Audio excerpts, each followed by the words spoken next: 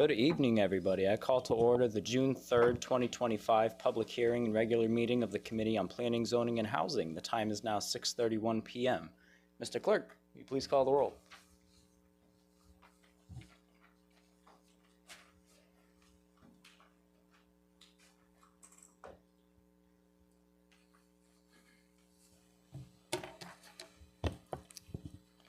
Alderman Simpson. Present.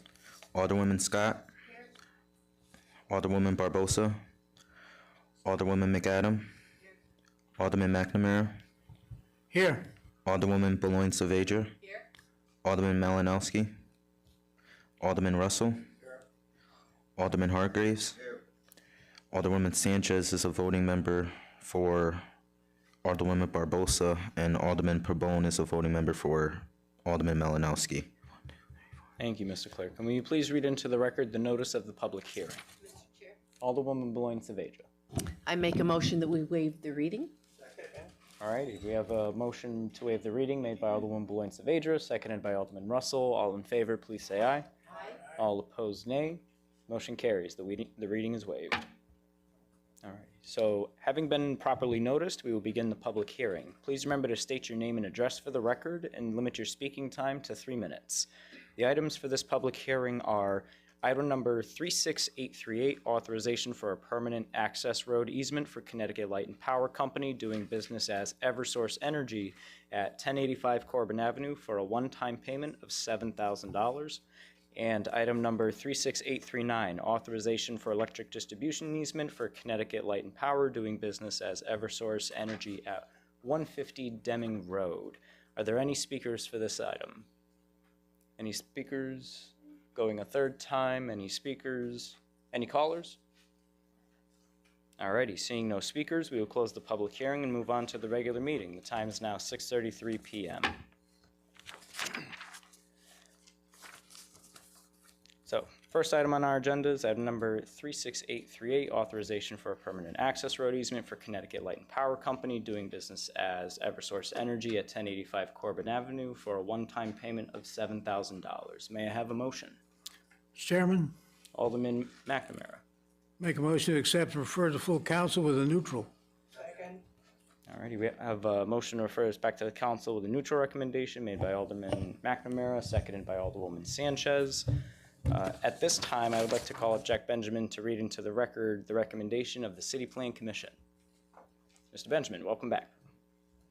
Good evening. Thank you. For the permanent access road easement for Eversource at 1085 Corbin Avenue, our recommendation of the City Plan Commission is the proposed easement area is fairly minimal in size and would allow the electric company to access their transmission line and equipment.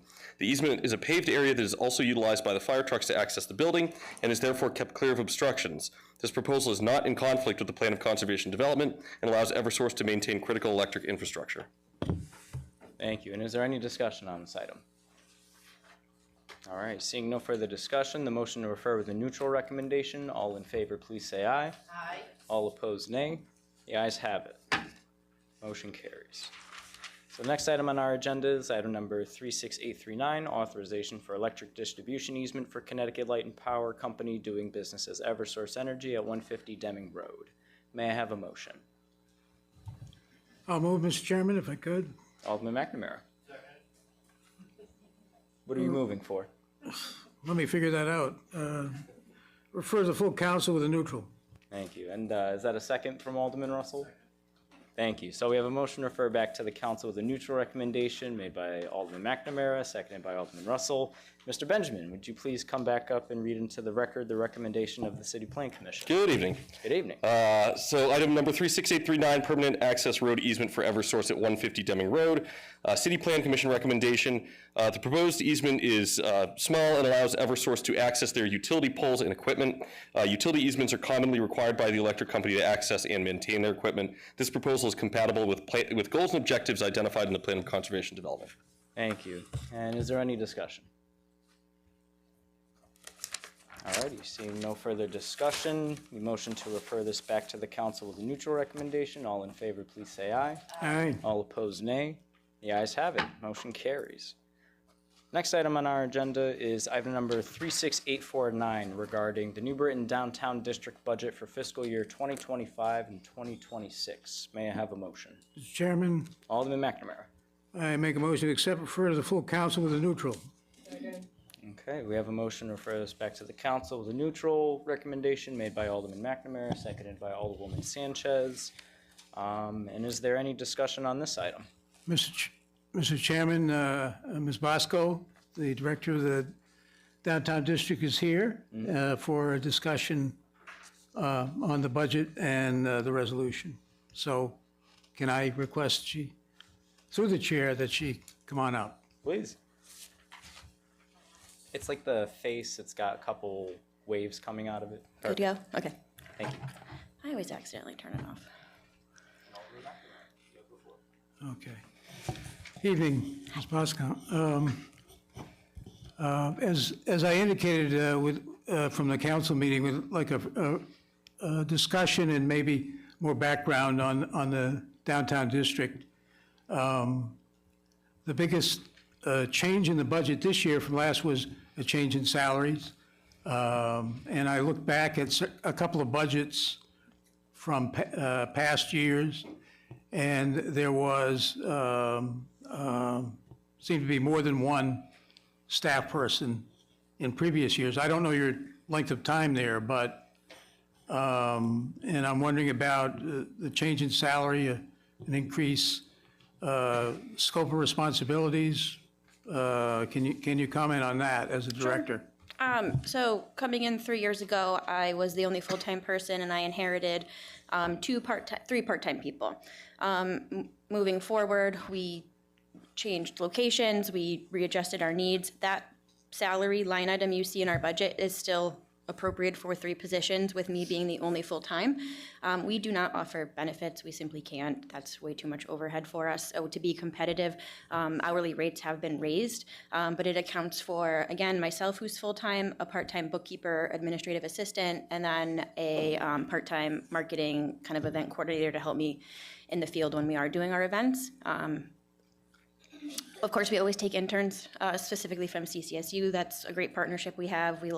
I love having the kids on site to learn, but it's not consistent. It's great to give them some education, but then eventually they got to graduate, right? So then we're bringing new people, and you're sharing your passwords, you're sharing your wealth, you're continuously training, and to have someone a little more consistent would be more off my plate to say.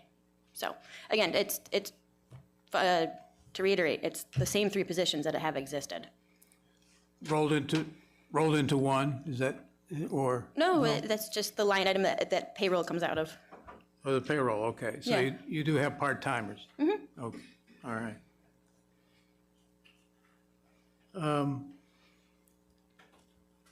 I'll have another question unless anybody has a question on that issue. Alderwoman Scott? Ms. Scott?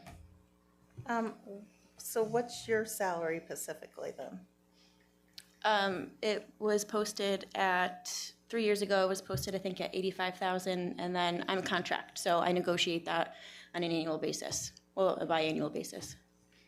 So then, what part of the funds is going towards the services then? I mean, for the other, so you have how many, you have other part-time staff? 2. Okay. And then what, so what exactly do you do? What exactly do you offer? Me specific, like my role as the executive director or the downtown district? Well, both, yeah. Okay, I'm not going to repeat myself from last week because I don't want to waste people's time in terms of what a downtown service district exists as.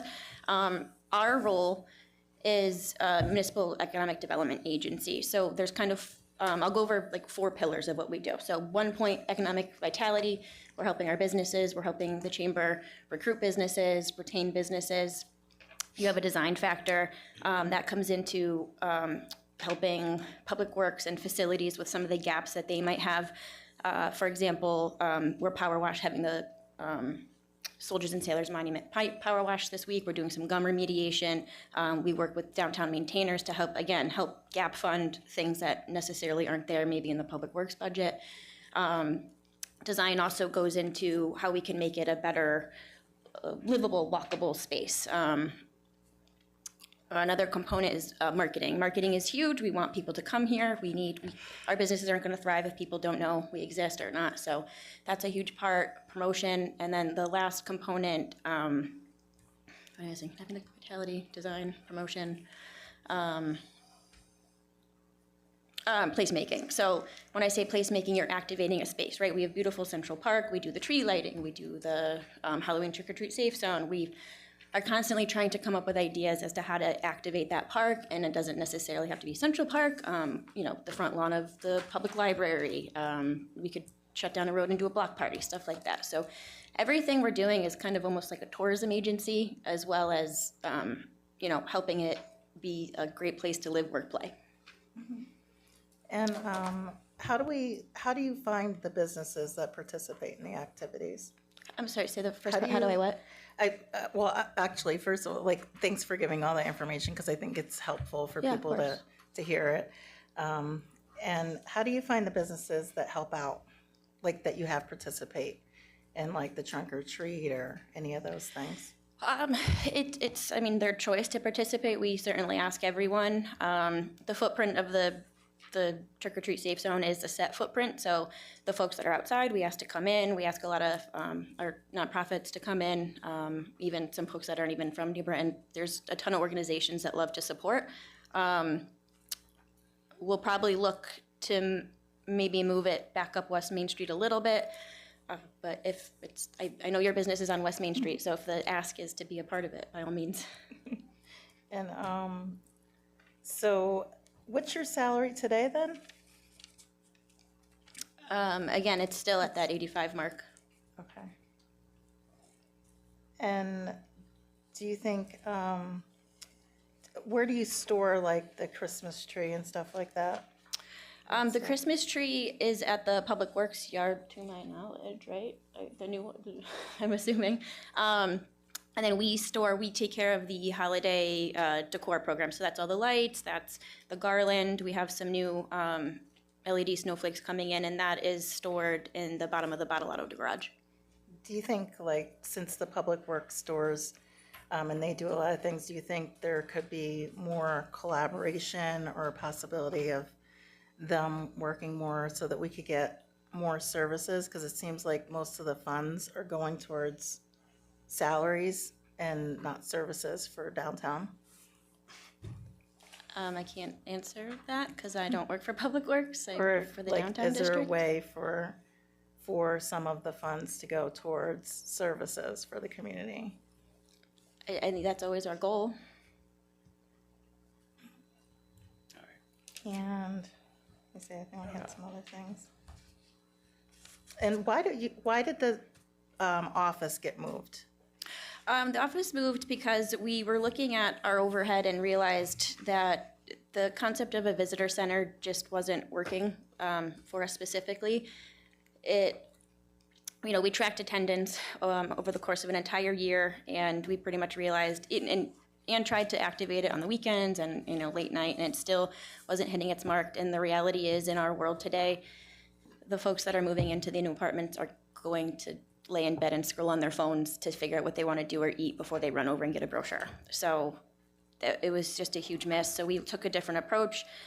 We have a pilot program starting with the Museum of American Art as well as CCSU to put in some virtual kiosks that ultimately will help promote us, and it'll have inserts to put material, not necessarily just from us, for some other community folks too, and then really trying to move onto a more online front because that's how we're ultimately reaching people. The best example I can even use is I'll go to CCSU's new student orientations and I can talk to 50 students in 45 minutes. Not one of those students would come to me organically. So you kind of just have to go where the people are. We're saving money where we are. We have proper office space. It allows us to have our meetings on site. It's perfect location for programming Central Park and bringing out stanchions and tables and chairs. So there's a lot of benefits to it. And I was just wondering, because Mark is here, I don't know if he could answer that question, if there could be more collaboration. Let's Yeah. to avoid just bouncing around between people, I'm gonna let Yeah. folks ask Ms. Bosco, is it? Yeah. Ms. Bosco questions, and then Okay, if we okay. have questions for other Okay. staff, we can call them up. Yeah, I think So that's for- good. I think that's good information for people. Thank you. Alderman McNamara? I believe Alderman Russell had his hand raised. Do you have a question of him? Sure, Alderman Russell. Not really a question, but more or less, I would like to thank you for everything you do downtown. I know you're very busy with the downtown district. And I think the district does a lot with promoting businesses. And as far as your money going into service, I believe it goes into the service quite a bit. More than what people realize, because I know the promotions alone with the businesses in that district is a lot of work. And I know you're very active, and I know the downtown district is doing a very good job with everything they do. So personally, I would like to say thank you for everything you do downtown. And I have no problem supporting this budget, so thank you. Thank you. Yeah, I mean, really, it's just the mill rate we're looking to approve. The levy is what the council needs to approve, not necessarily line item by line item. Just wanted to clarify that. Cool. Alderman McNamara. Sorry. Yeah, one of my other questions was. Oh, microphone, please. You can't hear me? Not yet. One of my other questions was, retail improvements are a big piece of the budget. And can you give a snapshot of what's happened over the course of this year? Sure. So our facade improvement, you're talking about our facade improvement program, right? That light item that says retail improvement, I'm assuming. Well, I'm going to go ahead and speak to it. So that's an internal grant program we run. So whether it's a business that needs some extra security cameras, maybe they need some new signage, a new business is coming in and they need to promote themselves. It's a property owner has fallen behind on coming up to code. We've had about 3 or 4 applicants, 130 West Main Street. It's a historic building that just changed ownership. They have brought that up to speed aesthetically. Another applicant, right across from the Fast Track, they need security cameras, which is helpful because within the grant, they have to give the police access to those security cameras, and it's right outside the TOD Fast Track, which is huge. Another application went to 27 Main Street, which is that's another apartment complex coming online for some upgrades. Again, this is all exterior upgrades. And then I'm waiting on Hole in the Wall. They're doing a joint application with their landlord to hopefully get rid of the pink paint that's been driving me nuts on the stucco. And some new signage so you can actually see the Hole in the Wall sign with some lights, just for the folks that are especially coming out of Chesney as they park, so. And those applications, opportunities are on your enhanced website, correct? Those offerings for Absolutely. owners. If I just finish up, I hope I didn't open a can of worms here, but I want to know about the boundaries of the district, and I apologize for sending you a downtown district map from 2009. It's the same. The one I sent you is just easier to read because it's the green is not, the one you sent me, the green is kind of hard on the eye, so I just sent you the red one. It's a little easier to read. That's your favorite color? Is that? I just think the way they mapped the new one is a little easier to read, that's all. Okay, so there's really been, it hasn't been revisited in your time, or I don't believe planning and development recalls any time where the boundaries have been revisited, which, times change, and I'm thinking of a reassessment from time to time, but that's long-term, but. Well, it's really based on the state statute as well as our bylaws and Right. the city ordinance, so parcels can opt to come in, getting out is a little different. Yeah, okay. All right. Any other discussion? Or I got multiple hands. I'm going to go with Alderwoman Beloin Saavedra. Ms. Bosco, just for clarification purposes, the council's authority is not to adopt your budget, but to adopt the tax levy. Your membership has already adopted your budget, correct? Our Board of Commissioners has approved the budget. The membership, which is the property owners of the downtown district, has approved said budget. And yes, we come before you to adopt the mill rate of 2.75 mils, which is a third consecutive decrease. Can you explain what would happen if the council did not adopt this levy? The tax collector doesn't collect taxes Does that make the downtown district cease to exist? eventually. Okay. Thank you, Mr. Chair. Thank you, Ms. Bosco.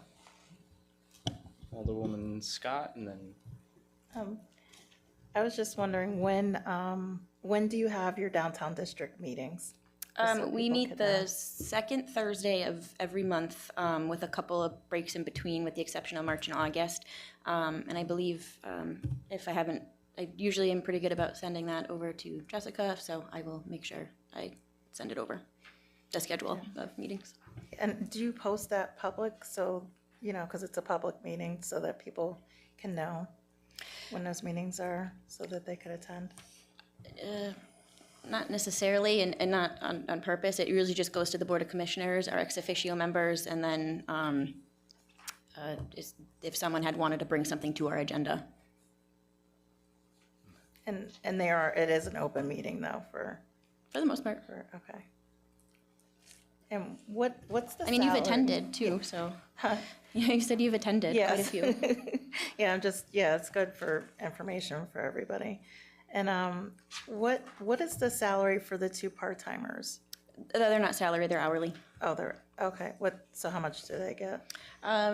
Well, like, one's at 24, and I think one's around 20. Thank you. Alderman Pabon. Sorry. Yeah, this is something on the way that Sharon was talking about. We, the council, we don't have no power to adopt their budget or whatever. This is up to them. And the downtown district, they pay a couple mills extra to belong to that. So how could, if they want to pay more taxes, why are we going through all this? Through the chair. To your point, Yeah. Alderman the Mackey. council's authority is to approve the mill rate in the special tax district or business improvement districts as they are around the state. Nobody's disputing that. No, but they're paying their taxes. But it is, listen, it is public money. It's a special tax district. And Hang on, we got a point of order. You just turn your mic on? Go ahead. Point of order, we don't need to go back and forth on that. That's true, I do ask the members. I agree, chair. Alderman Russell. And I would, I would just say, actually, I had a final thought on this about, we have mid-sized cities and large cities that have these business improvement districts or special tax districts. Do you share best practices and get together with those guys? Absolutely. I'm a part of two professional organizations. Our regional one, Connecticut Main Street Center, that's the one who's, I always could describe it as like my chamber of commerce, right? Like all the downtown districts and Main Street programs belong to them. They give us our best practices. Every year we do an annual assessment. This is the third year they've instituted that portion of their membership benefit. 3 years ago, I think we were performing at a 65% level. We are now up to a 79% level. And that was just over the course of 2.5 years, really, of just listening to their advisements, listening to their best practices and action items that they wanted us to do.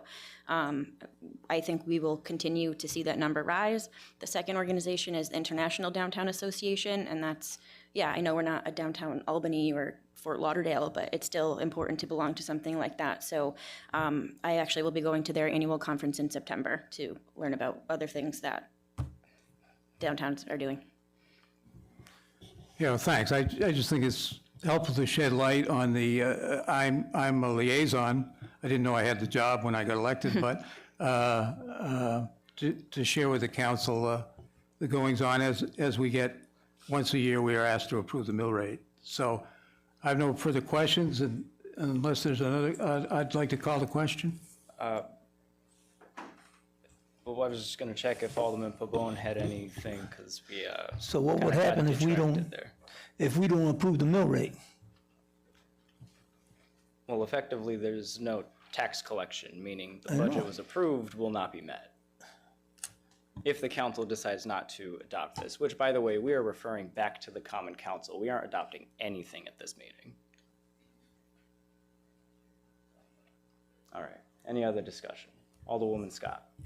I just want to thank you for coming out and just to be clear and transparent, like that we're just asking you questions because it's good information for everybody to get at home that might be watching, and for us as elected people to, to do this process. I think it's good practice, so thank you. No problem. Is there any other discussion? I move the motion. All right, we were calling the question by Alderman McNamara, seconded by Alderwoman Sanchez. All in favor to call the question? Aye. All opposed? It's unanimous. This motion carries. All righty, all in favor of this motion to refer back Thank to, you. to refer this item Have a back good to the night. council with a neutral recommendation, all say aye. Aye. Thank you. All opposed, nay. The ayes have it. Back to the council with a neutral. Have a good Alrighty. night, everyone. Thank you. Thank you. Mr. Chairman, Alderman McNamara. at this time, looking at the agenda, I'd like to remove item number 1 from tabled items. All right, we have a motion to remove item number 1 from the table made by Alderman McNamara, seconded by Alderwoman Beloin Saavedra. All in favor of taking this off the table, please say aye. Aye. All opposed, nay. All righty. This is back on our agenda. Just as a reminder, this is item number 36814, amendment to the Chapter 15 of the Code of Ordinances to add sections on automated traffic enforcement safety devices. May I have a motion? Mr. Chair. Alderwoman Beloin Saavedra. I move that we refer this item back to the full council with a neutral recommendation. It's already been moved. By the very nature it's on the table, it was previously moved. We're just returning to discussion at this point. Okay. I don't remember. Great. I don't remember if it was it was neutral? It was neutral at the last meeting. All right, we're up for discussion then. Any discussion on this item? I believe Mr. Moriarty and the traffic operations manager are here to make a presentation in full color, and I think it's great to hear from them first. Sure. I understand we have a presentation. Yep.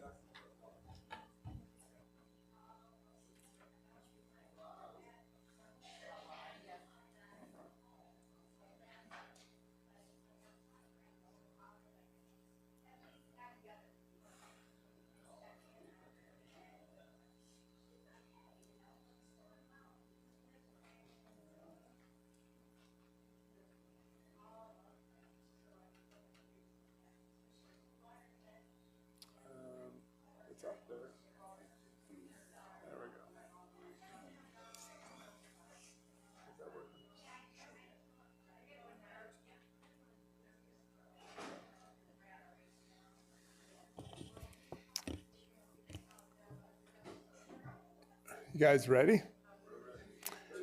Okay.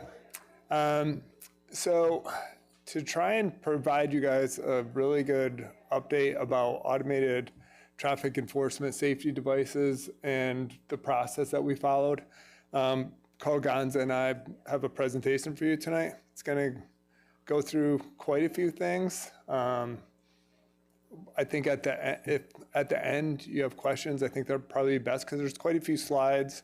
There's, I think, 30 slides with content. And I have a handout for you. There is one slide that was added after the handout was prepared on the community survey. So I can email a copy of that to you also.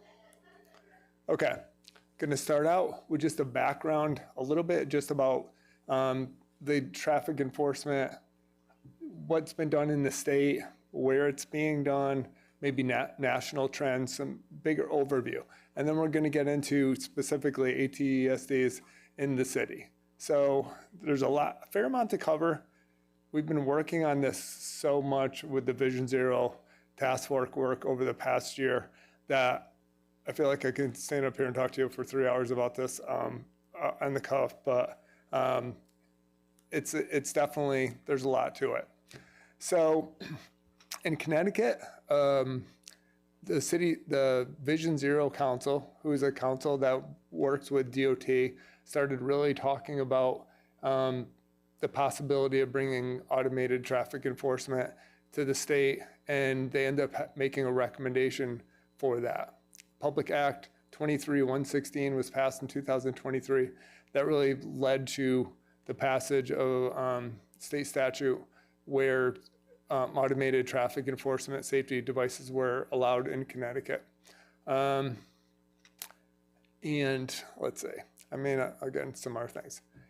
CONDOT's website right now, they have a website specific, or web page, and a number of pages specifically devoted to automated traffic enforcement. So right from here, the purpose of automated traffic enforcement safety device program is to empower Connecticut municipalities to improve roadway and pedestrian safety within their communities. ATESD captures images of drivers committing traffic violations such as speeding and running through red lights. The objective of this problem is to improve safety, change driver behavior, and save lives. That's right from their website, and that's honestly all we're trying to do here. Exactly what's stated on that. We think it's one of the most effective things that we can do, and it's also very cost effective as it's cost neutral. A lot of other communities are engaging in this across the state. Almost everybody's talking about it. It's a fairly complex process going through OSTA, and we're going to get into that too. So not that many communities have really gotten to the finish line. Actually, the guidelines were only released by DOT in January of 2024. So this is a new process. Middletown was in the news quite a bit over the past week because they became the first city, even though they're the town of Middletown, that actually got approval from OSTA and is implementing it. They're actually implementing both red light and speed enforcement cameras. They're very excited about it. Their Route 66 is a big problem for them. They're implementing speed enforcement on that, and they're also doing school zones. So they're doing both things. And honestly, who knows where we're going to end up with this process? There's a lot of benefit for these when we really get into the safety action and into the planning component.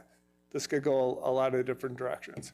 Town of Washington and Marlborough are also approved. Obviously, they're a lot smaller, but OSTA is reviewing Greenwich, Stamford, Hampton, New Haven, Stratford, and Wethersfield.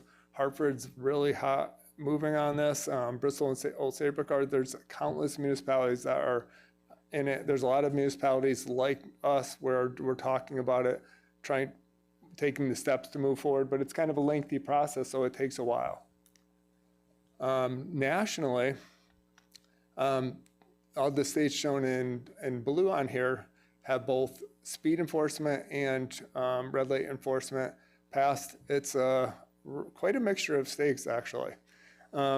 It doesn't follow any, like political party. It's like you have California and you have Florida.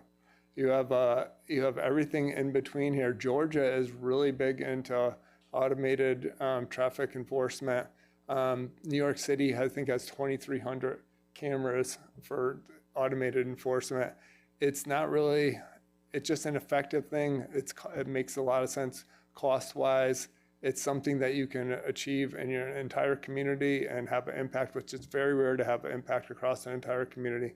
So it's being utilized a lot of locations. Okay. The first thing that happened in Connecticut that you saw is there was 5 areas where it was tried out in work zones. It was, there was one I was driving through quite a bit, and it was interesting.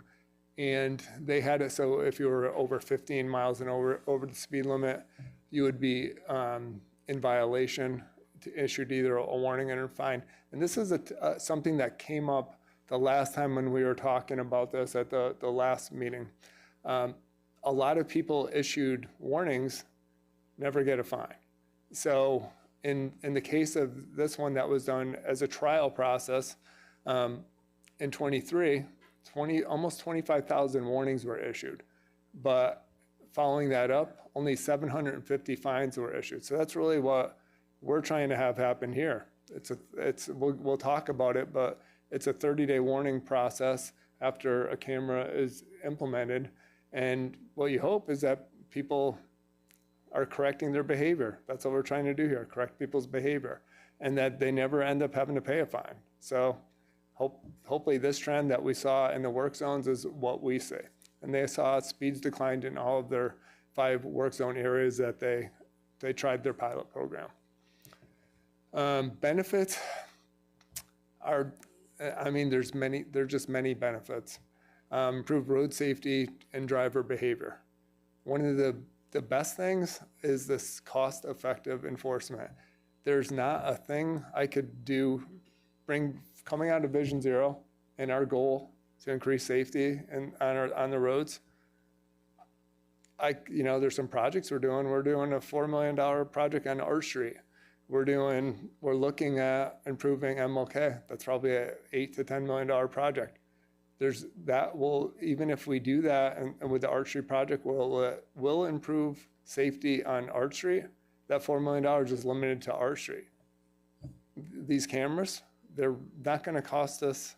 It's revenue neutral. It's not going to be money out of our pocket, and these can have a citywide impact. I can't think of another thing that will have a citywide impact on improving safety that we're not going to have to pay, hundreds of thousands, if not millions of dollars on. So that's one of the things. And decreased crashes, injuries, fatalities. That was the goal. That was actually the goal the Vision Zero group, the task force adopted, and then you as a council in December accepted that. And honestly, I think, to me, if we're really intent on achieving that goal, this is probably the best thing I could bring forth to you that will help us achieve that goal. Increased compliance. We did talk with police, reduce reliance on police enforcement. The police have increased their enforcement substantially this year. They doubled it. So over 2,000 infractions issued this year, I think, compared to 1,000 last year. But even so, there's only so much police enforcement. These cameras operate 24/7. And it's also, we're going to get into a lot of the state policies, but it's an equitable form of enforcement. Carl Gons is going to talk about the next part. We're both going to kind of go back and forth on this. So I think this next part's pretty interesting.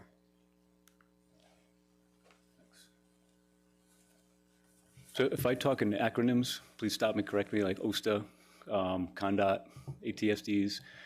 I'm a traffic engineer, it's my habit, so just interrupt and I'll explain any of that stuff.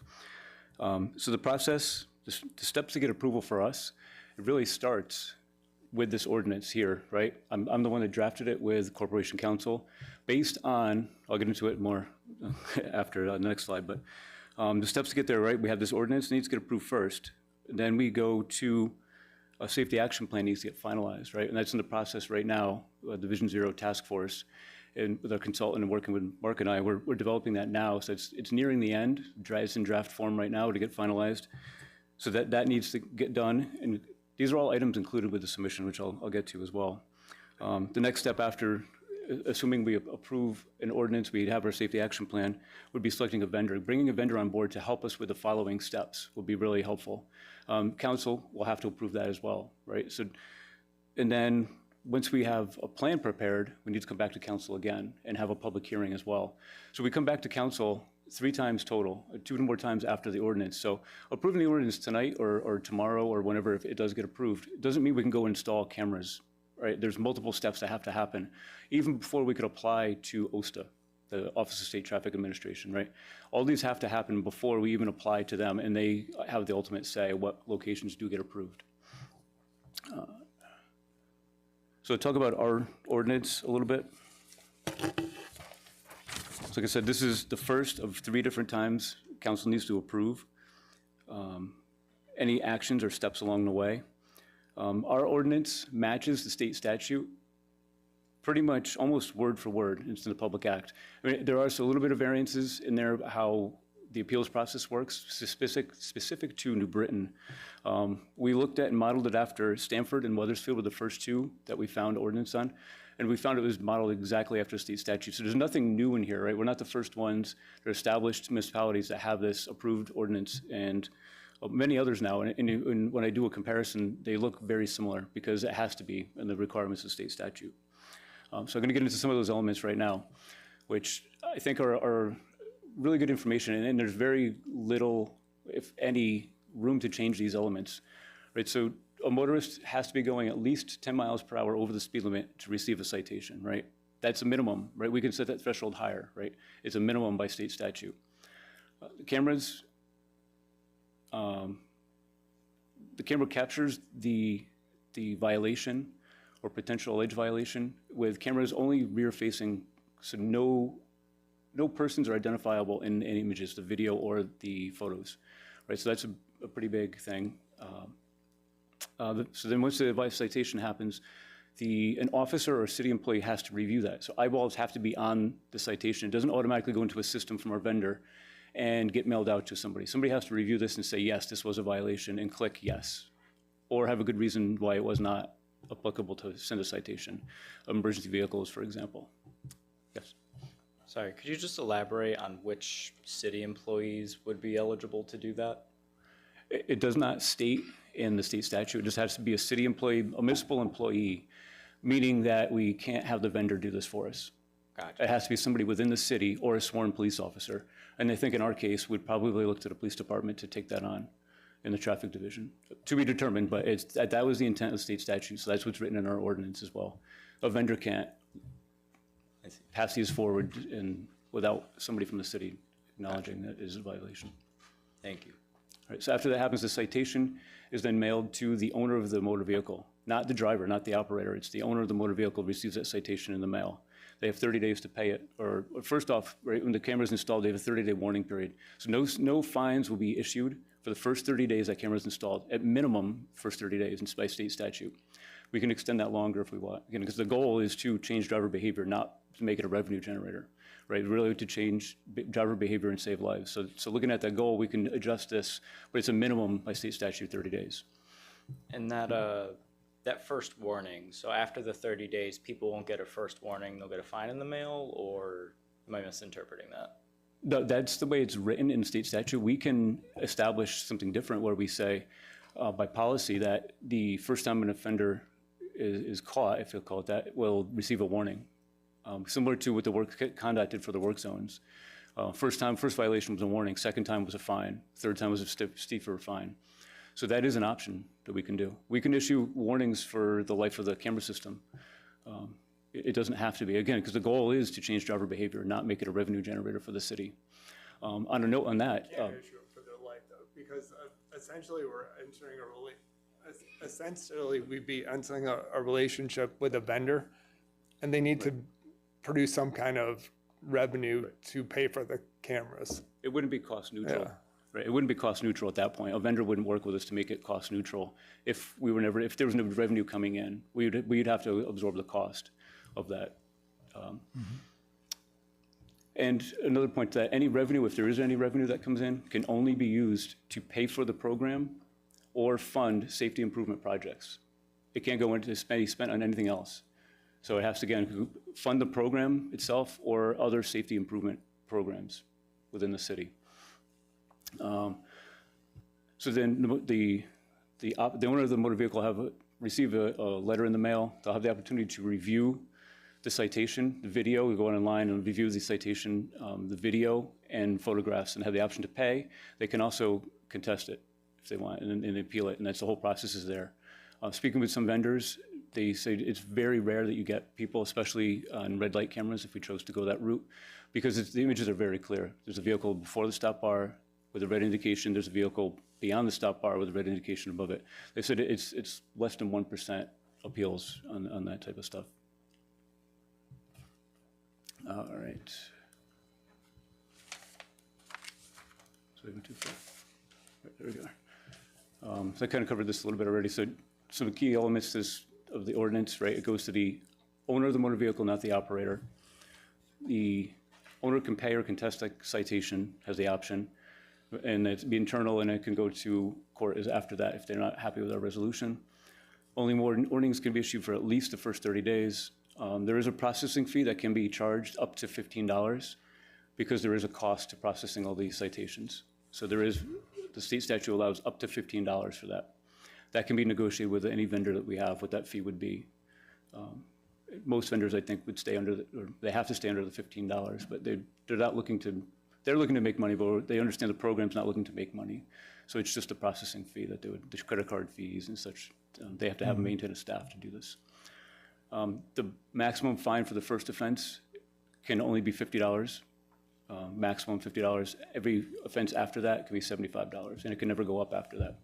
And another important note is on the slide, the citation are not points against your license, right? Because we're sending the citation to the owner of the motor vehicle, not the driver. So there's bite to it in the fine, but there's no bite to where you have to have points on your license and then eventually attend driving school or lose your license. So. Alderman McNamara. Yeah, if I can interrupt, just, Absolutely. I was fortunate to attend the meeting last week, and you mentioned actually these records disappear at some point. Yes, yep, I was going to talk about that next. I'll talk about it now. Sorry, go ahead. Perfect timing. So yes, all personal information that's obtained has to be deleted in 30 days. All right, the vendor cannot keep it, we can't keep that data, and that data cannot be used for anything else, right? It can't be, so a lot of vendors that I've spoken to over the time now would say that, well, you can use our cameras for LPRs as well, license plate readers for the police department. Can't do that. It has to be the sole purpose of photo enforcement. So there's really a lot of limitations that protect the public in this sense. After 30 days, all deleted, and the drivers and passengers are not identifiable in any of the images that are captured. All right, let Mark talk about safety action. Okay. The next thing that we need to do is finalize our safety action plan. I'm just going to talk a little bit. So, I mean, a fair amount of you actually have been involved at the meetings and have seen a lot of this information, but not all of you. And so I think it's important that you get just a little familiar. The enforcement cameras didn't come out of anywhere. This Vision Zero initiative and the safety action plan has been a comprehensive plan we've been working on for the past year, and it's very data driven. It's not something that is done lightly. So with the safety action plan, we have the task force. We have this initiative that's been going really well. It's been very impactful. We established the goal to reduce fatal and serious injury crashes by 50% by 2035 and to reach Vision Zero by 2045. This body passed a resolution to support that on December 11, 2024. I'm going to show you some of this stuff, but the Safety Action Plan's comprehensive data-driven study, it looks at 5 years of crash data in the city between 2019 and 2023. And honestly, it's been eye-opening to me being involved with it, really having a better understanding when we're doing street projects, not just about connectivity, some other things, but really having a great understanding about what happened on that road for like safety elements in crashes. We really looked at, and I'm going to show you a couple slides that look at factors that contribute to crashes and problem areas of crashes. This is one of the things that really speaks about. I've mentioned this. I think I'm standing before you a couple of times. If you look at this graph going back to 1999 until 2017, we're doing pretty good. That's pretty much the airbag effect right there from 2017 till now. It's been trending upward. Unfortunately, we have about 20 people on non-freeway. If you include freeways, this goes up to about 30, and the fatalities go up to about 5. But this does not include freeways on this chart. So there's about 20 people that are involved in a serious injury, more than one a month on one of the roads in the city, and somewhere around 3 people are killed on city streets, which is far too many.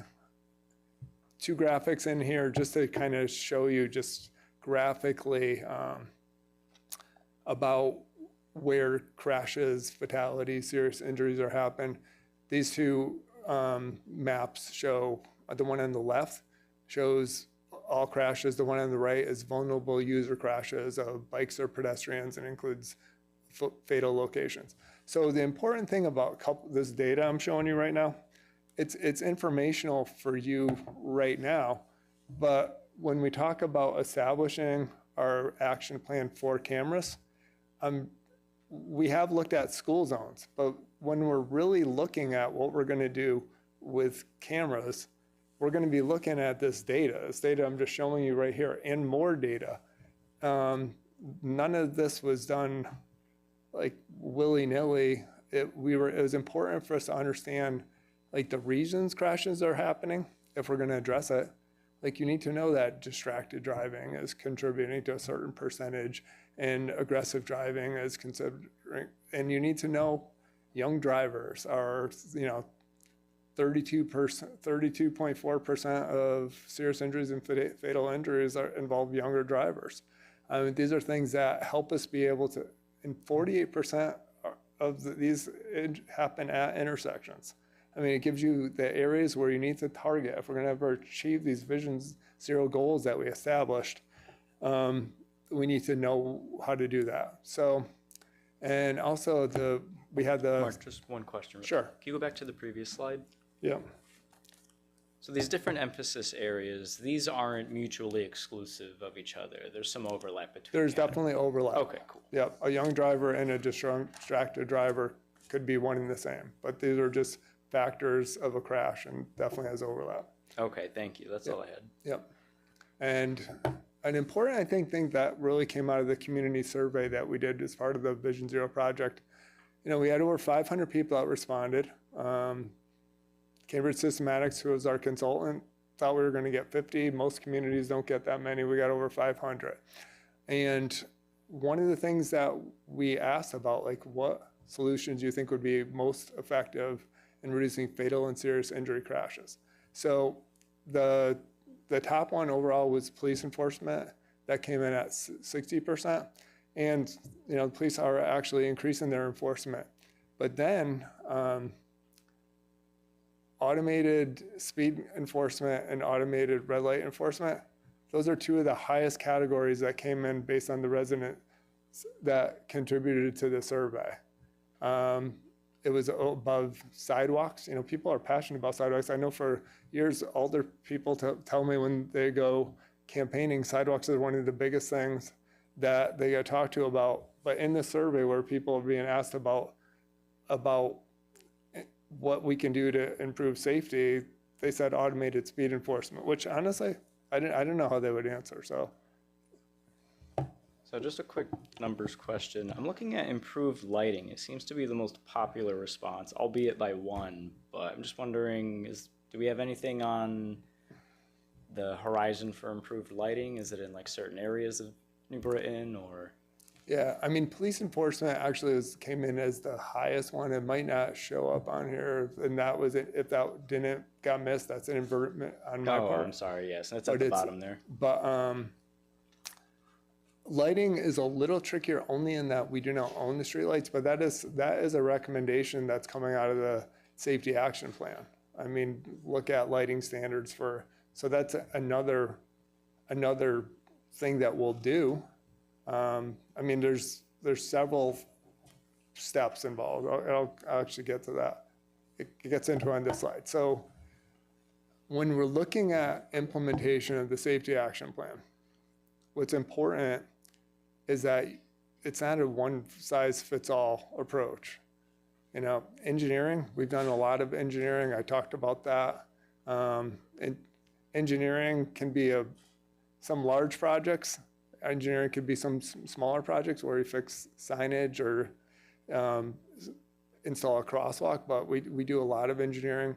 Evaluation, honestly, the safety action plan is kind of evaluation. It's when we're looking at a problem and trying to figure out solutions. There's other areas that we can do like with that too, and there's recommendations in the plan. Education, we did the education event with Bike New Britain at Lincoln Elementary School. That was very successful. There's a lot of other education things that are important if you're going to reach people. If we do implement automated traffic enforcement cameras, there's going to be a massive education component of that. encouragement and enforcement, these all need to work together if we're ever going to actually have a real impact here. But I mean, with the ATSDs, kind of like I said, I think talking about this, that's probably the top countermeasure that's suggested out of the plan, simply because it can have a citywide impact. It's cost neutral, and it's proven to be so effective in so many, not just in so many states around the country. I mean, New York City with 2,300, it's a big deal. Next thing, so we get through this step in the process, we pass an ordinance. The next thing we would do, CJ and I both sit on CROG's selection panel and interviewed several ATSD contractors. So 3 of them were selected. We would propose interviewing the contractors and bringing them in, and then they would help us with the next steps. And, you know, CJ and I have gained a lot of knowledge about this. These contractors have worked in multiple states. Some of them work in multiple countries, developing this technology. They'll be a tremendous resource to us in helping us move this forward. So we'd be looking forward to that. So if we interview, select a contractor, that'll come back to you guys for approval again. And let's see. So, I mean, we're looking forward to that. I think that will really help. Middletown worked with a contractor. You know, they were working on their plan for a while, but by hiring a contractor, they really got the job done a lot quicker than some other communities that have been working on it probably even longer, but are trying to just do it on their own. Okay. We're going to talk about the ATESD planning. I'm going to go back to CJ for that. So the third time we'll come to council for approval is the ATSD plan. That's the plan where it's going to have a lot of hard information now. This is where the locations will be decided in this plan. Right? As of now, there's no locations. I'll get into that in another minute. This plan we have to pick locations that are data reinforced. Right? We can't pick any locations because CONDOT is going to review this. OSTA reviews all our locations. They're going to we have to provide the data that goes with this. So in this plan, we have to provide all the justification for installing these in the locations that we pick, decide. And it could be as few or as many as appropriate, as long as it meets all the criteria and is warranted in OSTA's review. And part of the process of the plan, we have to have a public hearing. Right? It's a requirement in the state statute and in the ordinance. We have to have a public hearing specific to this, so we get to hear the public's input on this. What that looks like to be determined. Sorry, could you just elaborate a little bit on qualified census tracts? Yeah, Just from the absolutely. meetings, this is probably a key piece of information Yes. for us to know. Yep, that's the next slide. I'll jump right into that now. Perfect, thank Right, you. so equity is a big concern when this program is developed at the state level, right? It's good timing again, right? It's so, all right, I have a lot of detail in this, and I'll explain it bullet by bullet of how this is laid out and what the limitations are. But basically, I just want to emphasize on this slide here is that CONDOT can reject any plan or location if it isn't distributed thoroughly throughout the city and is any targeting of any area. They can just reject the plan because of that, right? So I'm going to get into a couple of the details of that, what that looks like. So New Britain has 15 qualified census tracts, 3 of them which are less than a quarter mile. So we cannot propose more than 2 locations in any one census tract that's larger than a quarter mile. If it's under a quarter mile or less, we can only propose 1 ATSD in that location, in that census tract, I'm sorry. If an ATSD is on the border of a census tract, so basically if it was on a roadway that was the boundary of a census tract, we couldn't say it wasn't in the census tract. It automatically gets included into that census tract. There's another one that's not a bullet here. If a surrounding town wants to put one and it borders a census tract, we can't, that municipality wouldn't be able to put it there. You know, there would probably be some discussion between the towns, but, you know, for example, Farmington, right? Let's see. And they can't be concentrated near a border, right? So I think that's more to protect a city like New Britain. Farmington couldn't now say we're going to stack a bunch of cameras on the board. We're going to catch every New Britain driver, every resident that leaves town and comes into our town. Alderwoman Belanger-Saveja. The only reason I'm interjecting here is because we spent a lot of time on this at the Vision Zero meeting, and John could attest to that. Although I wasn't here for the full meeting of this committee the last time, I watched it, I reviewed it, and then I brought up some of the concerns that I heard from the folks that were here for the full meeting, talking about the concerns of targeting people that are socioeconomically disadvantaged or areas of the town that might have a high concentration of Black and brown people. And we talked about that extensively at the committee. So I want you to put it in a clearer context on how the census tract by law keeps us as a municipality from doing that kind of thing. And you could even use, say, Smith and Chamberlain schools as examples, because we're focused on schools specifically. So when you're thinking about areas of the town, think about school zones specifically. And CJ, put it in context how 2 cameras can't be in one location, or if we're too close to Smalley, that might negate putting a camera next to Chamberlain, for instance. I think the council needs some concreteness about not targeting socioeconomically disadvantaged sections of the city. Absolutely, great point. So on the screen here, I'm not sure what it looks like for you, but it looks like on the screen, it looks like a big purple blob, right? There's a number of census tracts. Hopefully it looks better on your screen or in the handout you can see. So census tracts are pretty small sections of the city and determined by federal housing. I apologize, I don't know exactly who determines the census tracts. Upstairs I have it written down.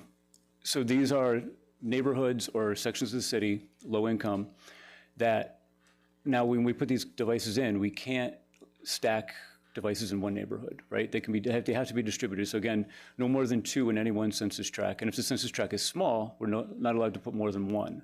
So there are a lot of limitations regarding this. So we cannot target certain neighborhoods or certain sections of the city. Does that answer your question? Or? I'm very familiar. I read the law and I read the ordinance ad nauseum, which is verbatim with the state law. But from reviewing the tape of the previous meeting of this subcommittee, there were concerns expressed by all the other alder people. So wanted to talk about what the legal precautions were that we're not targeting one section of New Britain as opposed to another section. I just wanted that to be very clear. So our plan, right, with these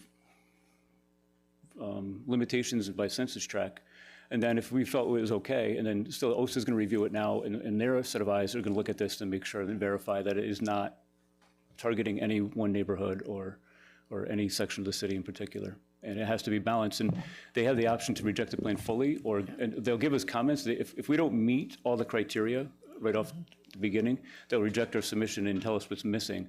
Once we pass that checkpoint, they will review it in detail, and this is one of the things they'll review, and they'll give us comments back saying there's too many cameras in one census tract, or you violated the rule of a boundary census tract, a camera device on between 2 census tracts. Mr. Chairman, if I may, and then we'll let this go on, because I want to stay on this point because I know it was a really sensitive topic. So there is, first of all, it has to come to the council. So the placement, the actual placement of all the cameras, the recommended placements that will come out of Vision Zero has to come to this council. And then if the council approves that, then it goes off to the state, that they will review the plan and make sure that we're not violating any of the laws as it relates to census tract placements. Correct. Okay. Both of those have to happen before we can install. Approved by council first, then we make our submission to OSTA. Yep. Of course. So just a quick thing on the map. These gray areas, are these the census tracts that are prohibited from having cameras? Those are the census tracts that are less than 1/4 square mile. Those 3. So they're not eligible to have these cameras? They're eligible to have one camera in those census tracts. Okay, I see. Right. So in the areas of the city where cameras are prohibited, if we can't automate enforcement there, how would the city go about traffic enforcement? Just business as usual? Would the police department up patrols there, or is there like a auxiliary plan in place attached to this? There isn't, but if the data shows, all right, so a scenario might be where we decide that cameras are appropriate and justified in certain locations, and we're limited by the number of cameras in a census tract, we could request that the police department, based on the data, increase enforcement. Right? There's that option. I mean, obviously, staffing struggles that they have, but Thank you. Alderman McNamara. Yeah, we have, Nate, go ahead, Mark. Alderman. Mr. Moriarty. So cameras are, if it's not in a census tract, then you're not limited to that number. Good point, That yes. 2. You can have more than 2 in a non-census tract area. So these are the areas that you're limited by the number of cameras. The census tract areas, you're limited by the number of cameras. So Even if you had your worst crash locations or your worst locations in the city where you like, God, I would really be nice to put another camera here because we have 2 terrible problems or 3 terrible problems we want to address, you would still be limited to only putting 2 in that area. And you might have a red light problem and the 2 speeding problems or 2 red light problems, you still can only put 2. In these other areas, you're not limited like that. But we are, as a community, going to prepare a plan, and these are the guidelines that we have to follow to meet DOT and the state statute. Right. But what we decide to do jointly, and this is going to be a Vision Zero task force initiative, that's like what we think is the right thing to do for the community. Right. Alderman McNamara? To those points by two previous speakers, and now we have the benefit of the draft, which talks a lot about countermeasures, which I talked to a school crossing guard the other day who said, oh, the speed things won't work because they're not going fast around the school. There's other forms of enforcement to that. But you did talk about 17 school zones without specifying, based on the data. Not all of them will have the cameras necessarily, but obviously for school safety within a half mile, and then there are school areas for other things to be done. But you'd talk about those school zones and why they're being We have emphasized. slides that go through our exercise. You got a slide for everything? Okay. Yeah, We got slides that are. if I could, if it's okay with Alderman, I would like to hold that until I have some slides about school zones in there and why we Thank didn't you. look at those. So if I don't address it then, please mention that. So everybody clear, like the census tract? Mark made a good point. If the proposed locations aren't in a census tract, there's no limitation to the number of cameras. However, we're not allowed to have a high density in one area of the city. So they may not be in a census tract, but when it goes to OSTA, they'll say there's too many cameras in one small radius. Like that would be a recommendation back to us to change that before they would approve it. So Okay, so just one last thing on the map. So the blue areas, you can have a maximum of 2. The gray, 1. or I'm sorry, and the screen is in the handouts is different colors. Oh, I'm sorry. This is like a teal on here, so Okay, my the colors teal, might be off. the teal color or gray on the screen, those are the census tracts that are a 1/4 square mile or less. So there's only one allowed in those. The other ones that are pink or purple, those census tracts, and I apologize, the borders are hard to depict, but we're allowed 2 in any one of those, or each one, to say. Gotcha. No more than 2 in any one of the other census tracts. Gotcha. And then in the one, I'm sorry, I'm just going to peek over here. Yeah, no problem. So this area here and the northeast corner there, those have no limitations. They just can't be too dense. Correct. They're limited on that last bullet which CJ was just talking about. You can't have an over concentration. Right. So Right, so there's no written limitations on that other than in the eyes of OSTA, the ultimate agency to approve this, they may say the concentration's too heavy. And I think, we'd all be responsible enough to not do that anyway. I'm a traffic engineer, I'm a data geek, right? Most traffic engineers are. I love this data, but I hate looking at the crash data because it's, unfortunate, and especially fatalities.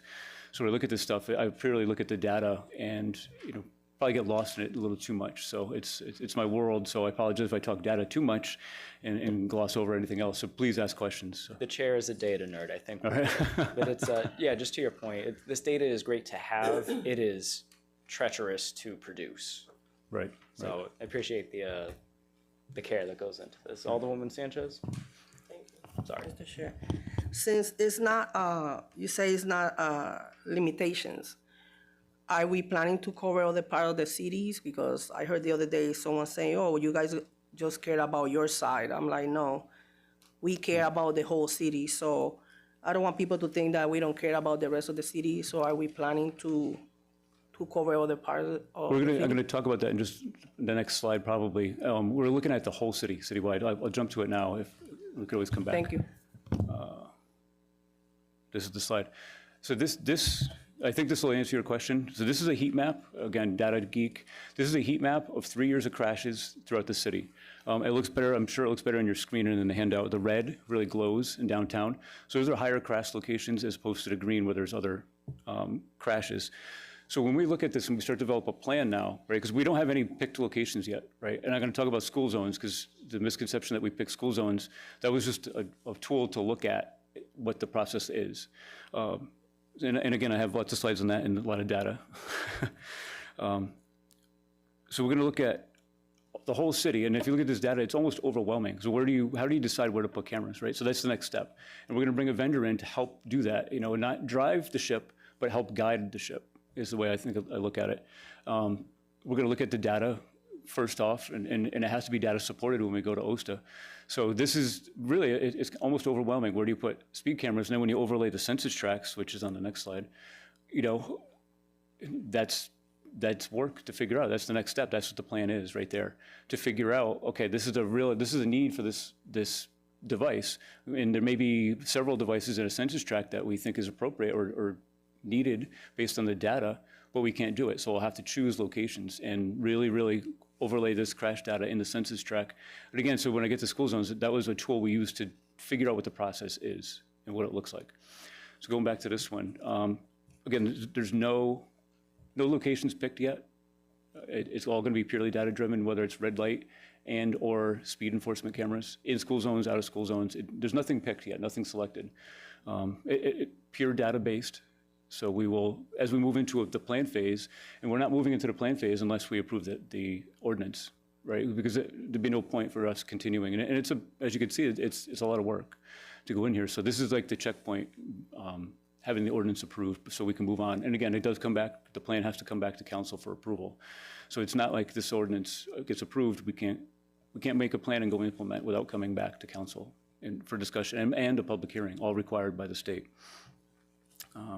So back to this one. So like I said, it almost becomes overwhelming. Where do you pick locations? What's the most appropriate locations based on this? So that's the next step, and we'll get into that. The plan that we have to prepare has to have detailed maps in it, all data-based, has to support. You have to provide a lot of data on why you picked this location, for each location.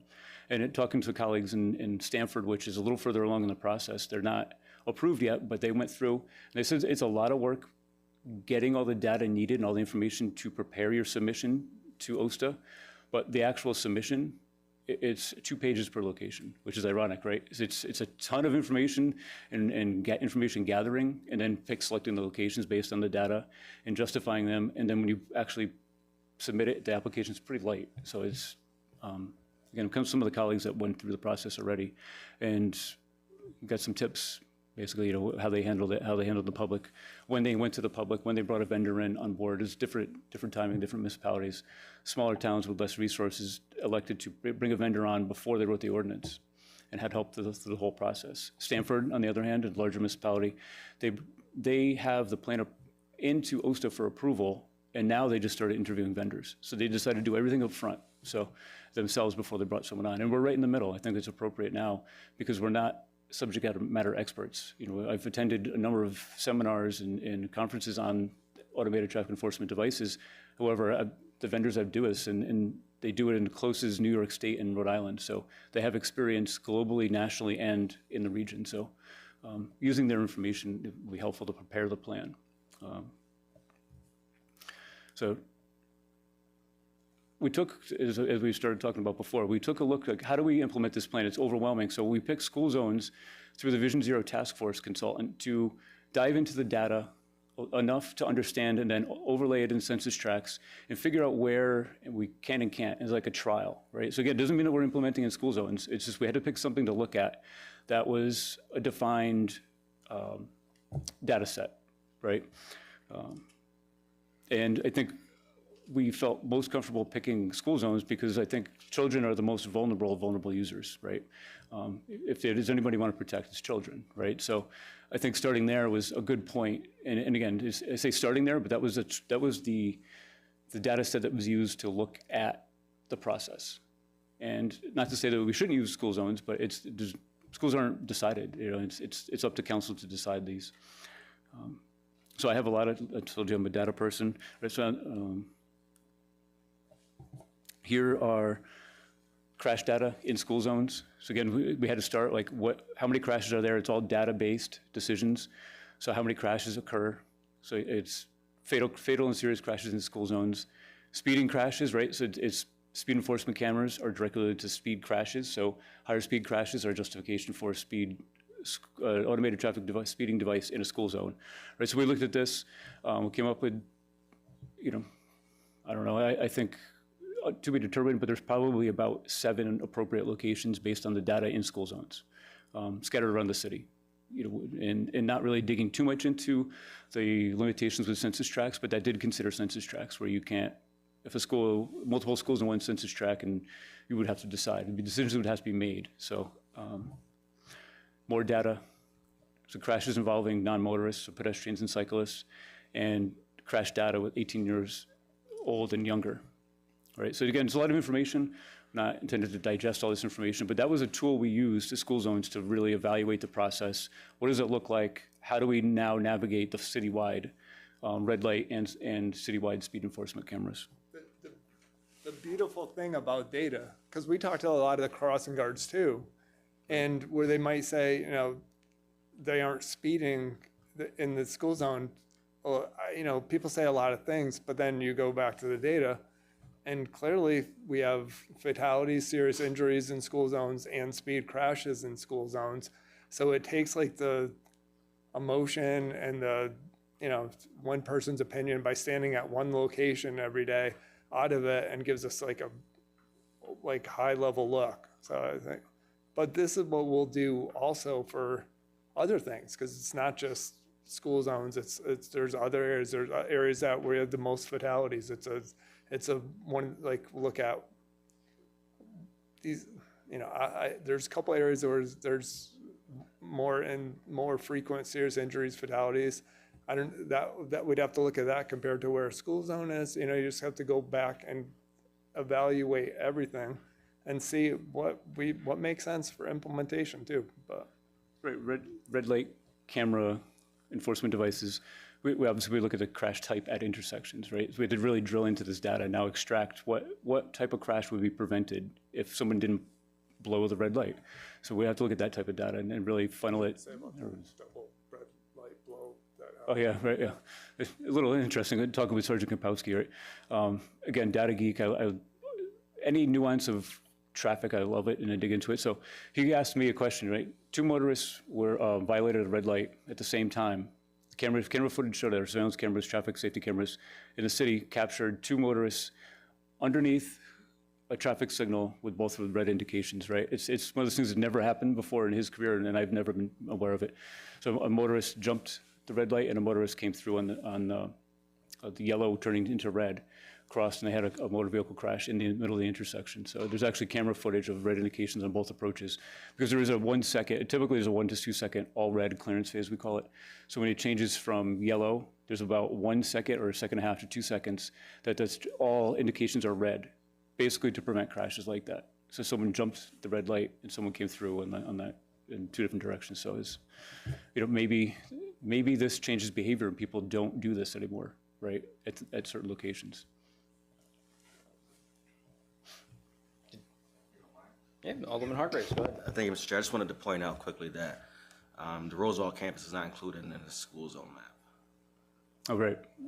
That is a good point. We missed that in our data initially. And that's from like PK to 12. So Right. a wide range of students there. Yes, yeah, I apologize for that. So that was a miss by our consultant when we didn't catch it in this printing of it. I have maybe a deep dive of a question, but the 40 and change % of crashes that occur at intersections, do we know if those are like preceded by speeding? Because if you're describing like, people blowing through red lights, of course it makes sense that crashes would happen at intersections because, you've got one lane of traffic going on the green, somebody violates that red light or takes a turn when they're not supposed to. I'm just curious if we know how connected the speeding and the red light. We don't, but we can get that information. So the state, through Yukon, they have what they call a crash repository statewide. All crashes that get reported by the police department go to this repository. And they basically scrub the data so there's no identifiable information, but they tell you what the crash contributing factors were. So it could be an intersection crash with a contributing factor of speeding. So as long as it was coded by the police officer at the crash, coded correctly, we can now extract that data. Again, as a data geek, it's a wonderful tool to get in there and look at. We could put a radius around intersections and then extract out anything that had a speeding as a contributing factor. And that would really, tell us. And then, unfortunately, the crash repository doesn't identify the crash type, an angle crash versus a rear end at an intersection. So again, a traffic enforcement device, a red light camera, wouldn't prevent rear end crashes, but it might prevent someone going through on a red and having an angle crash, we call it in traffic, which are the most dangerous. Those are the most fatalities happen because of angle crashes. Right, so we look at police reports and dig into it.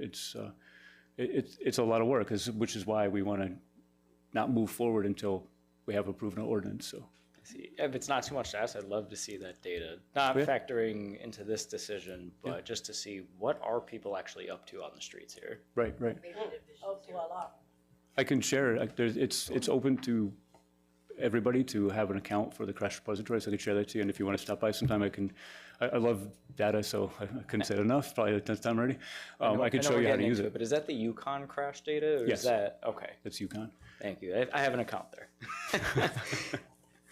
Alderwoman Sanchez. Sorry to delay the presentation. No, it's fine. This is great. I was looking at the Yukon crash data. It says 4,500. Yes.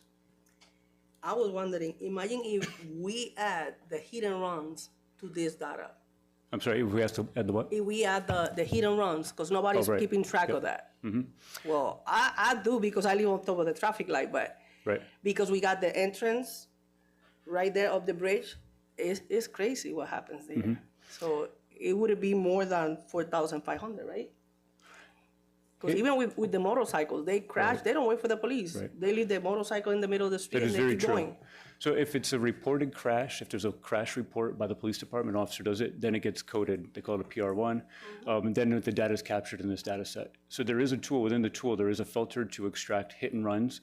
But again, like you mentioned, there's not a lot of them are, probably the majority are not reported, right, as we see. So that would be talking to the police department. Where do you find these, talking to the public in a public hearing format?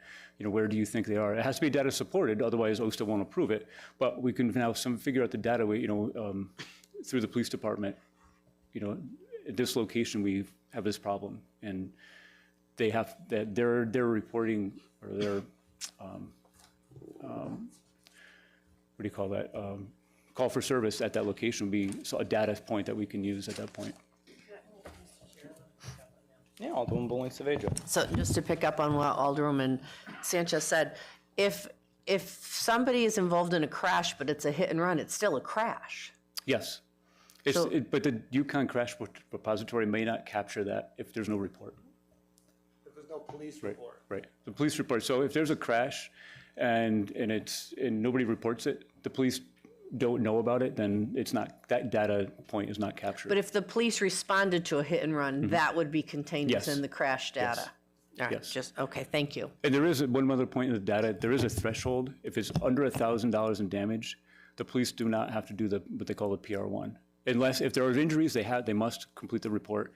If there's suspected damage less than $1,000 and both parties or all parties involved agree that they don't want to pursue anything, then it doesn't have to be reported. So there may be some crashes in there that aren't reported as well. But. I mention it because sometimes when the police comes, it's only one car or it's only one person waiting for the police and the other one took the exit. So it's already on the highway. So by the time, or either is somebody walking and take a picture of the license plate, or even the pizza shop owner, he run outside and take pictures in case that person takes the exit. So we've been helping people out there, so, It certainly happens, yes. yes. Any other questions on school zones? We're going to come back to anything you want as well. But if, Oh, sorry, actually had Alderman Russell. Oh, yeah, and I was going to answer your question, Alderman, too. Go ahead, Alden. Go back to red lights. If you stop just over the line, is that considered being through the red light? Good question. We'd work that out with the vendor. So it has to be, my understanding, it has to be a clear violation. We are not intending to stop, because you can do, we refer to as a California roll, where you kind of roll through it. So vendors talk about that. It's an issue in some other municipalities around the country. We can set that threshold to what it is. So even when an officer looks at the video, when it was like, I stopped and my wheels were past the stop bar but came to a stop, like that could all be coded out before it gets to the person that reviews the citation, or filtered out when the person reviews the citation. So either way, the stuff like that can be filtered out. So that's something that would also be decided through the council as well? Yes, yes. Okay, And thank you. And another example of that would be right turns on red, right? If there's a right turn on red prohibition, do we enforce that through cameras or not? Right, that's all. It's illegal, but do we want to issue a citation because of that? It's all to be outlined in the plan when we get to that point. In school zones, I apologize, I didn't mean to skip over that.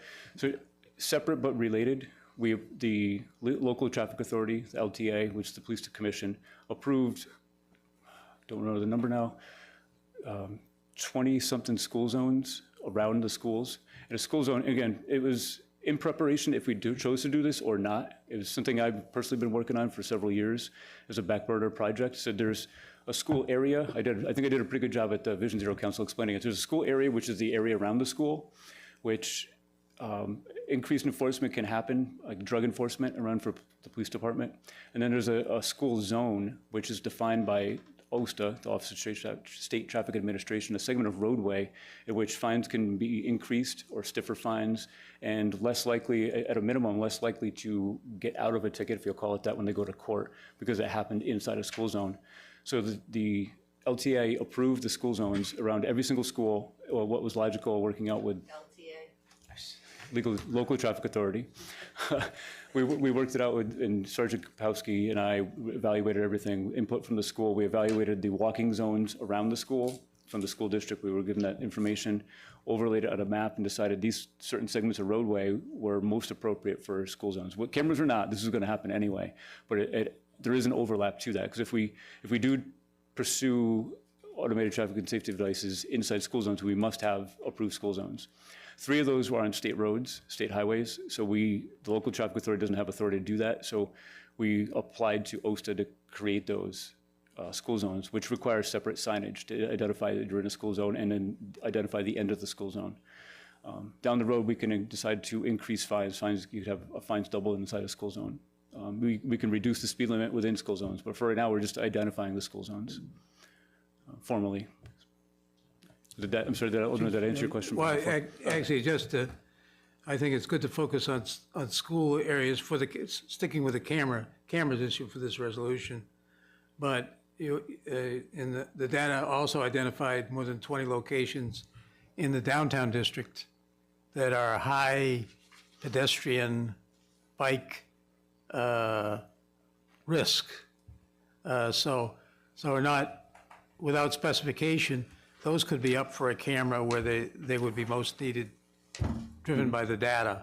Right. And again, as I heard, the task force is going to meet every other month to continue to review countermeasures and everything else. But on the cameras, any of these high risk or school areas with the data says there's a lot of crashes will dictate where they go.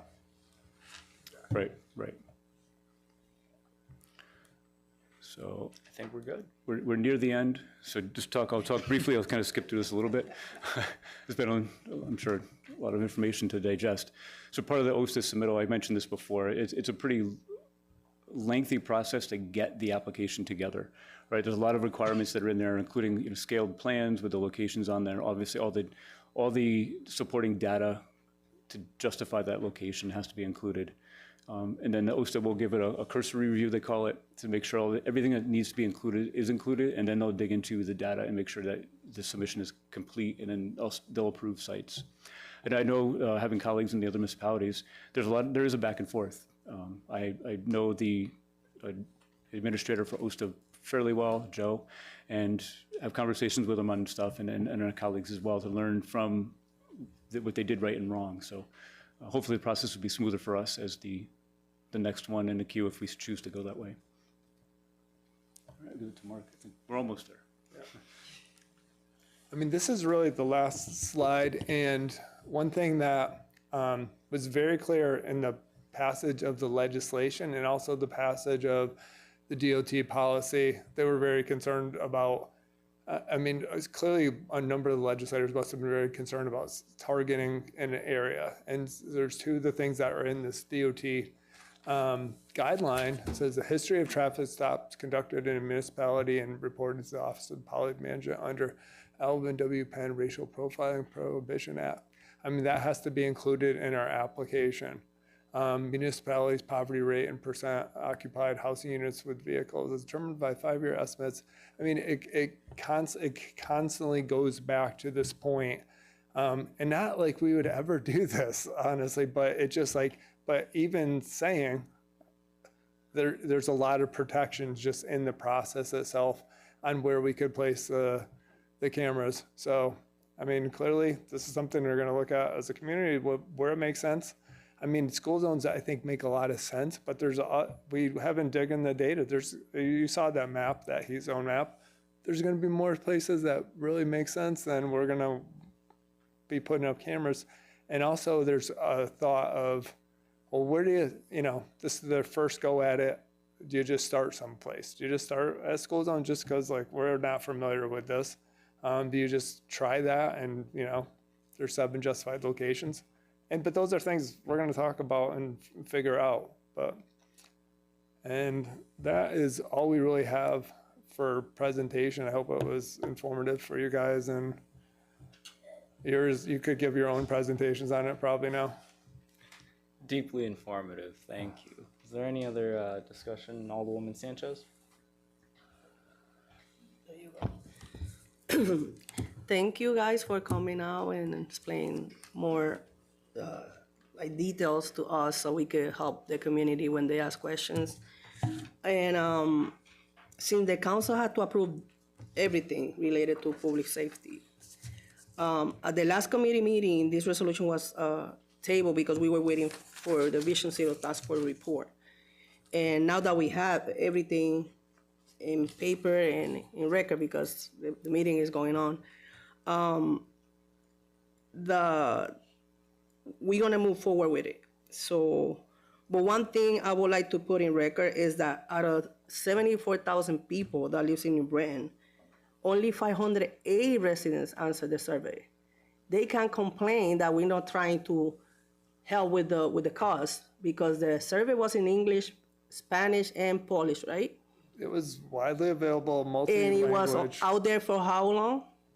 6 weeks. Months? Yeah. Why only 508 I mean, people believe it or- answered the survey? It is a good, unfortunately, that is a very good turnout. I mean, I was hoping to get twice that, but I don't know, people are preoccupied with whatever. We put it on social media, we tried to get it out there, we went to. Because it was on the website, right? Yeah, it was on the website. I mean, it is a good, and we had if you lined up 500 people in a row, that's quite a few people. And a lot of people also took the time to write, comments, like significant comments. Because the senior center was pretty packed because I was there. Yeah. And it was over, 30, 40 people that day, maybe Yeah. more? I went to many events for the sole purpose of having organizations then post it on their social media sites and spread the word. I'm happy for us to go to that effort. We had enough of a snapshot of people that we got meaningful data, meaningful information. Of course, we'd have loved to get 5,000 people, but.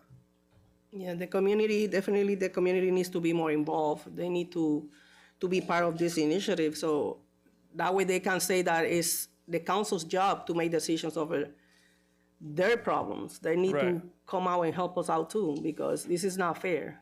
We here trying to, because this is a lot. Look, this is a lot. Plus the video, the slideshow, and only 500 people is not fair. They need to be more involved. And I'm gonna make sure that I'm gonna tell people out there. All right, thank you.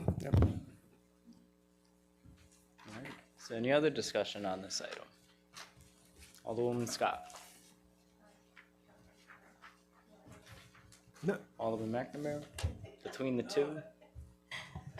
No, I just wanted to thank you guys for coming out and sharing all the information as well. I know the last meeting, we have all the information now, and you have the report, and the slideshow is definitely wonderful. So I feel a lot more better having all that information and knowing that, that this has to go to the state first, and then back to us, and public participation again is really helpful too. That way people can be involved if they choose to, or if they have the time.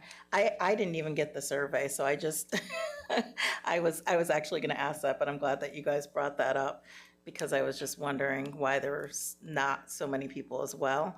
Do you guys give like an incentive when you give surveys, or like something? We didn't in this. That might help. I mean, let's say.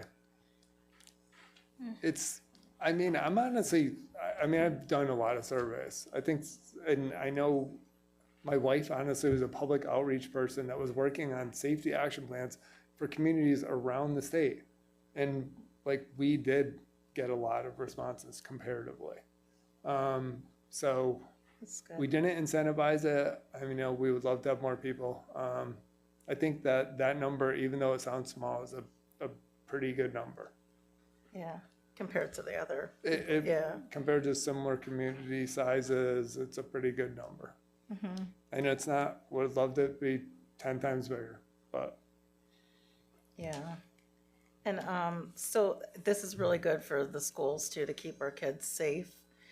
And I know like over on Bassett Street, there's a lot of complaints where that school is right there in the north end. So, a lot of the constituents complain about people running through the stop sign and, different things. So and they're speeding through there. So this might really help in those areas. So we'll see. I'm glad that the public can still be a part of this process. So that makes me feel a lot better. So thank you so much. Our pleasure. Any other discussion? All right, seeing none, to refer this back to the council with, I believe, a neutral recommendation. All in favor, please say aye. Aye. All opposed, nay. The ayes have it. And our agenda is done. I have a motion to adjourn made by Alderman Hargraves, seconded by Alderwoman Beloin Saavedra. All in favor, please say aye. All opposed, nay. The ayes have it. We are adjourned. The time is now 8:08 p.m.